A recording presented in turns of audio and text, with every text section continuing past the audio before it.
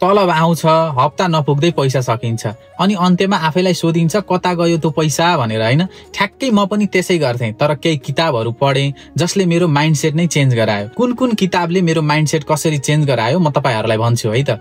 पहिलो कुरा the richest man in Babylon भन्ने किताबले के सिकायो भने जतिसुकै कमाए पनि कम्तीमा 10% त आफ्ना लागि राख्नुपर्ने रहेछ। अनि रिच ड्याड पुअर ड्याड भन्ने किताबले के सिकायो भने धनीहरू सम्पत्ति किन्छन्, गरिबहरू दायित्व, मतलब मोबाइल, गाडी, लुगा यी खर्चहरू हुन्, तर लगानी भनेको त्यस्तो हो जसले तपाईलाई पैसा फिर्ता दिन्छ। अनि द साइकोलोजी अफ मनी भन्ने किताबले मलाई के सिकायो भने धनी बन्नका लागि आइक्यू होइन व्यवहार चाहिन्छ। धैर्य गर्नुहोस्, लोभ नगर्नुहोस्, अनि अरूलाई देखाएर पैसा नउडाउनुहोस्। त्यसपछि अर्को पुस्तक छ योर मनी योर लाइफ।